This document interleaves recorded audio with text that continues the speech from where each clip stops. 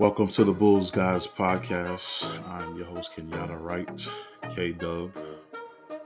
My co-host, Greg Love, is off for the night. The Bulls snap a 5-game winning streak. We're going to get into that game. Billy Donovan taking on some responsibility publicly. We're going to talk about all of that right after this break.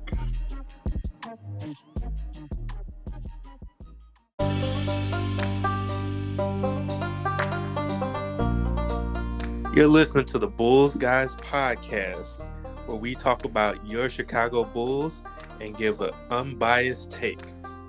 Thank you for listening, and like and subscribe.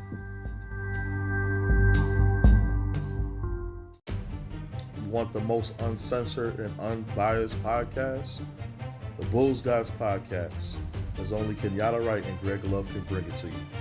Follow us on Anchor, YouTube, and all social media platforms. You can use your support. Back on the Bulls Guys podcast. So the Bulls snap a 5-game winning streak, 114 to 108. And to be honest with you Bulls fans, I was embarrassed by this game. The Bulls started out pretty well, working their way through the post and going to Vooch. They had 20 points to start the game, and 16 of those 20 points were in the post. Zach LaVine going right at the rim, DeMar DeRozan going right to the basket, and Vooch had 6 points, DeMar had 6, and Zach had 4. So they had a pretty good flow going, and I felt like they had the Pistons on their heels trying to guard the rim and trying to stop the Bulls from getting to the hole. And then the Bulls start falling in love with the jump shot, isolation with DeMar, which I feel causes a lot of trouble. And they just went away from their game plan. But I felt like this was a game that was based on switches. Both teams were switching a lot and being put in mismatches. And I felt like when Kobe was on Brayton Lee and when Kobe was guarding Cade, Kobe was getting fried by both of those guys. From the three, the Pistons shot way better than the Bulls, 11 for 31 and 3 for 15. The Bulls just were not, they didn't have it the night from three, shooting 20%, which is why I felt like they should have went to the hole. And every time that they did do that, they separated themselves more and more from the Pistons. And I felt like the Pistons started getting athletic plays at the rim, starting to get putbacks. They started getting a lot of wide open threes, putting the Bulls in switches again. But ultimately, this game came down to Zach and DeRozan in that fourth quarter. The Bulls, to end off the last 7 minutes of the fourth, closed the game out in a 17-2 run, which highlighted the game. And I felt like that was the difference. When it was 99-97, I believe that play on DeMar, which the Pistons blocked DeMar, was on their way down the court. And there apparently was a foul called late. And from there, the Bulls just put it on the Pistons. And they closed this game out from that point on a 15-11 run. Outscoring the Pistons 15-11 to end off the game. Cade Cunningham with 22 points, 9 for 15 from the field. Saben Lee came in and chipped in 10 points. He had a really good game, put a lot of pressure on our defense.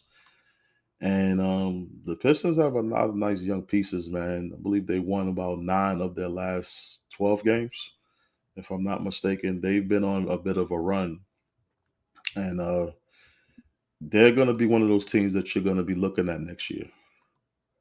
And this game for the Bulls, I would like to see us to be more disciplined on the offensive end. I would like to see us move the ball around a lot more through the post. And I would like to see guys moving around a lot more when we have Zach and DeMar in isolation, because when those traps come, they need those guys on the outlet to receive those passes.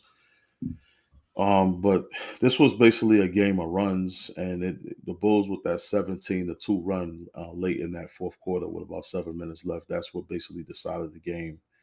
And that was it. And DeRozan had 16 of 36 points in the fourth quarter in this game. That was huge. And he passed Terry Cummings for 55th on the all-time scoring list, and he passed Tony Parker on the scoring list as well for 54th. So DeMar has just been passing everybody on this scoring list. And I wouldn't say this is a game to be excited about, this game particularly, because it's against the Pistons. But the Bulls got some tough games coming up. The Bulls late in that, to start off that fourth quarter, had Tristan Thompson just chewing the Bulls are on the bench, and I felt like that was key. Right after he dug right into them, they just started playing defense, started playing all of the passing lanes, started getting out and running, getting fast break points, IO to the rim, forcing a foul, and it was just a different Bulls team from that point on. And they just went on that 17-2 run, like I stated. Zach and DeMar went off. DeRozan was 16. And Zach chipped in a few baskets as well, forced the Pistons to put them to the line.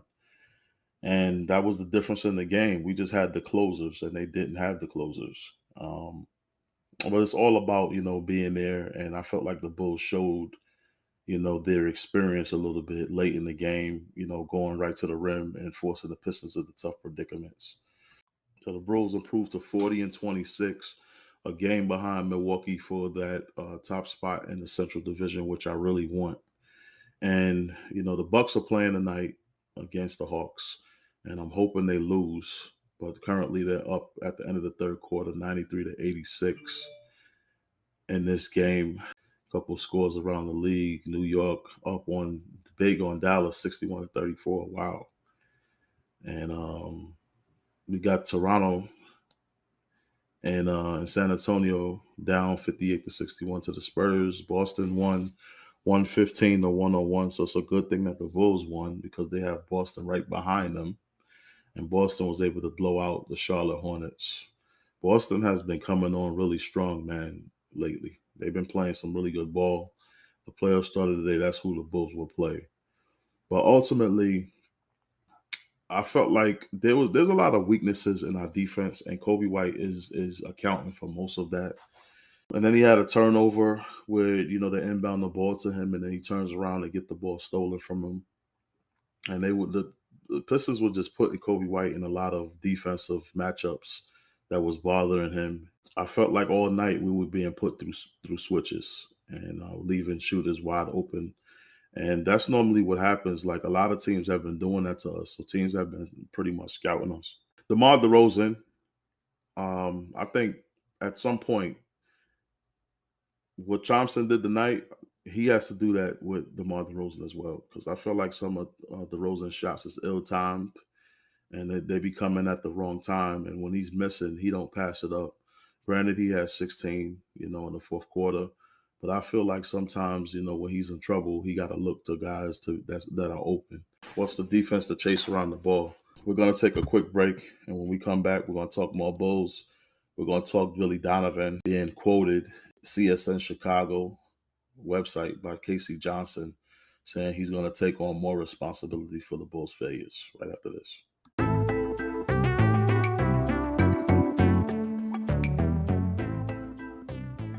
How do you feel about the Bulls? How would you like to be on our show, the Bulls Guys Podcast, and give your thoughts on the team? Send us your emails at talkingbulls82@gmail.com, and we'll be glad to have you on.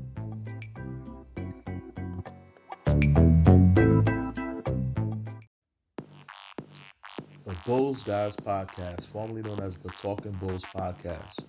The most up-to-date Bulls news, rants, and in-your-face, blunt opinions. Follow us on YouTube, Anchor, and all social media platforms. You want the most uncensored and unbiased podcast? The Bulls Guys Podcast, as only Kenyatta Wright and Greg Love can bring it to you. Follow us on Anchor, YouTube, and all social media platforms. We can use your support.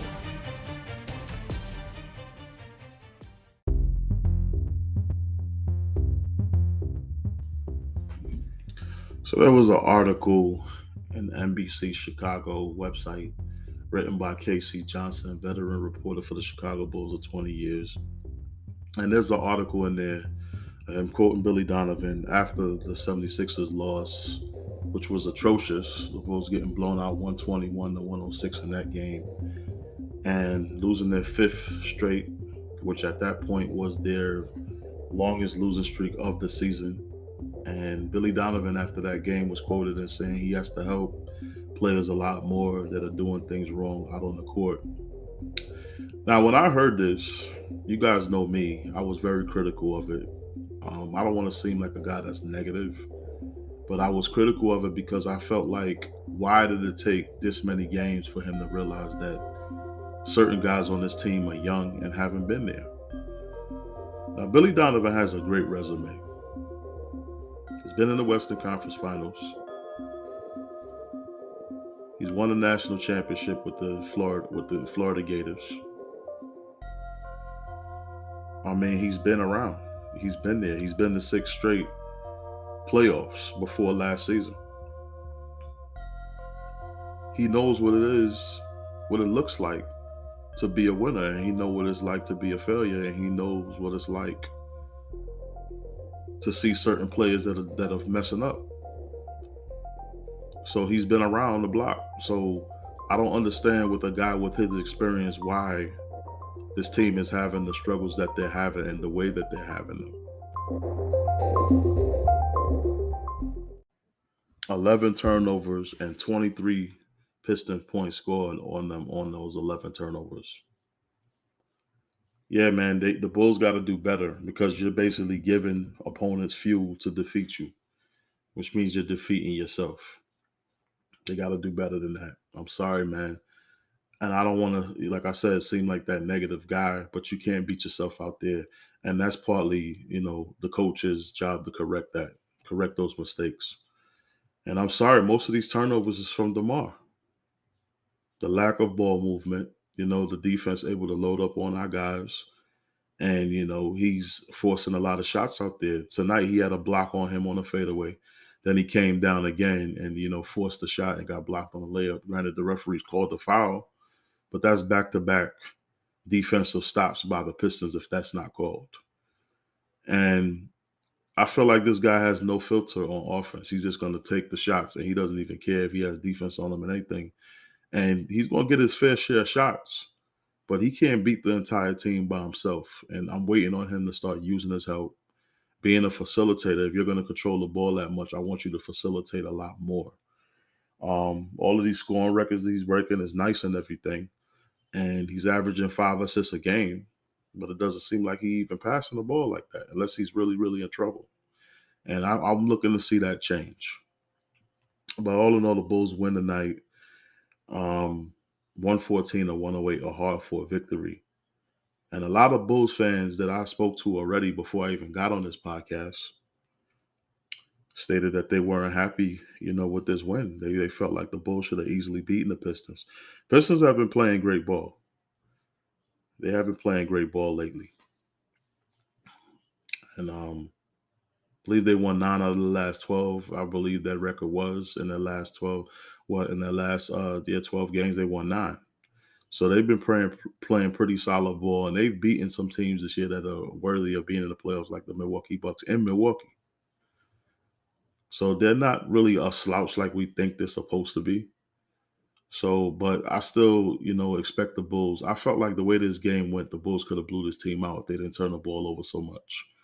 And they didn't just, allow guys to just get to the rim. And they didn't play any defense, it seemed, until Thompson really teared into them. And they really started getting active on the passing lanes and everything, forcing the Pistons into one shot and denying penetration. And to shoot 20% from 3, it's like it just tells me that our guys need to attack the rim a lot more. And when we did that, we were successful. Shooting 50+% from the field. 3-point shots is not the only shot you can take, man. 52% from the field we shot. 33 rebounds to 32 for the Pistons. 19 assists to 25 for the Pistons. So they moved the ball a lot more than we did. And 60 points in the paint. 13 fast break points by the Bulls, which was brilliant. And that's probably where the Pistons got caught. is in those fast break points, especially down the stretch of that fourth quarter. Ayo, Levine, and DeRozan putting the pressure on them to foul and make a decision on the fast break. But on to the next one. I don't want to make too much about this win. We'll move on. Let's take a look at their schedule coming up. They got Cleveland. Cleveland's not an easy team this year. Normally they would be, but not this year. On Saturday, March 12th. So the Bulls will have a good amount of days off. They won't play till Saturday. So get some practice time in, Billy Donovan. Get your guys when they need to be. Get them passing that ball, moving that ball around. Get them playing in transition. And you got Sacramento on Monday, March 14th. And then we have Utah at Utah, March 16th, Wednesday, March 16th. Phoenix on March 18th, Friday, March 18th. On Monday, March 21st, we got the Raptors. And on Tuesday, March 22nd, the game that I'm most looking forward to against the Milwaukee Bucks. Then we got a game against New Orleans, another game against Cleveland, New York, Washington, LA. Those games I ain't worried about. Then we got Miami on April 2nd. So I think the Bulls, man, if they dig down deep in some of these tough games, they can do really good in this stretch. I can see them winning 8 out of 2.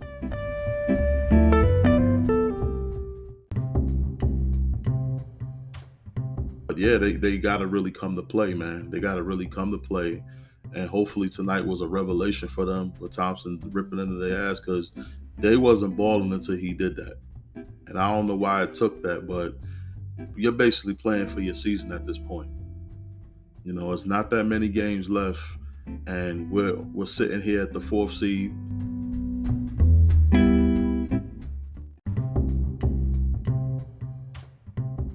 So the Bulls got to really be paying attention to these standings, because you could really be out of the mix really quick. And we just got to be consistent and start playing ball, man. Stop looking for guys to come back that are injured. And we'll be fine. Move the ball around. Start playing more as a team, as a unit. Stop all these isolation plays and just play more as a team. And get up and down, push the pace, force the issue in the open court. And, let the chips fall where they may. And play through Vooch a lot more. Play in the post. And I felt like that was key tonight. The Pistons had no answer for us in the post, especially with our big men. And, I felt like even Tristan Thompson was able to get a couple hustle plays in there and get to the rim. And get some from foul calls as well. And Vooch, he scored 3 straight against them to start the game. So Vooch was bothering them, obviously. Him and Bagley going back and forth. And I felt like, that matchup with Vooch really bothered them.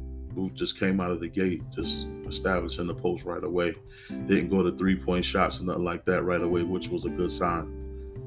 But when we come back, I'm going to close out the show with my final word right after this.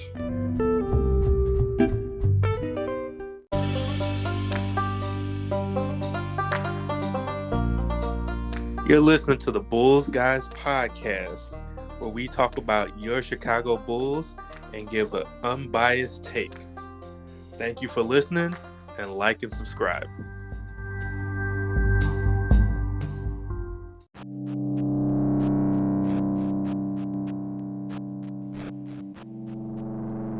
Final word.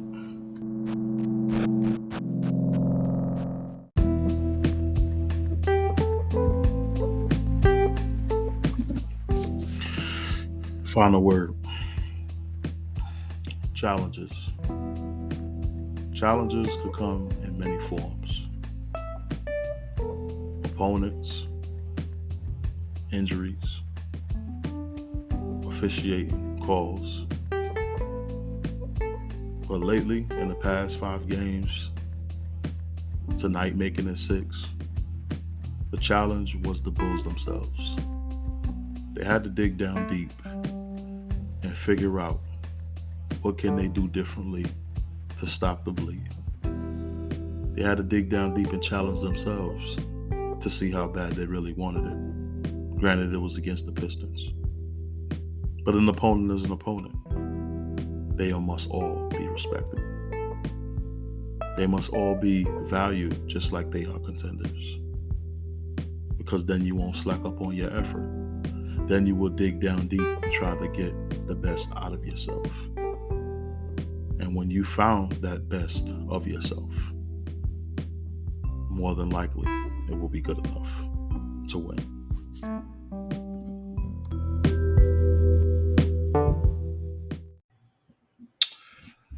Please like and subscribe if you haven't done so already. Hit that notification bell so you can be updated on our latest shows.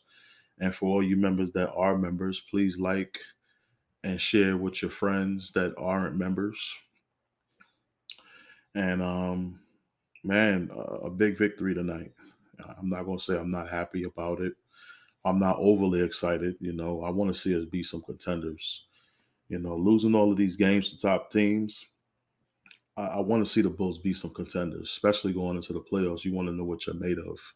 And just like I just said in the final word, they got to dig down deep every single night to get the best of their true self. And if they do that, they should be able to win against anybody that steps on that floor.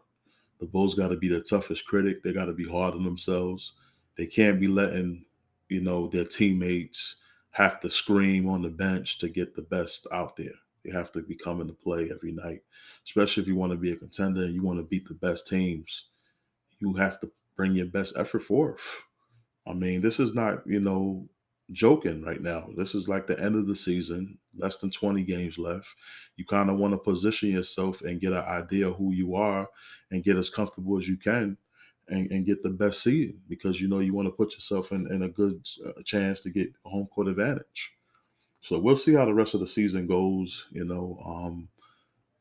Good effort tonight in that fourth quarter, but you want to keep your turnovers down and stop giving teams all these easy points, by beating yourself. And if the Bulls can limit those things and change those things, along with the ball movement and hustling back on defense and limiting these fast breaks by other teams, limiting these open shots and limiting their switching and everybody get who they're supposed to guard, and they stay consistent with that, they should be right there at the end with all of these good teams. Only thing that's separating us from these good teams is that we're not doing the little things and we're not getting those 50-50 balls.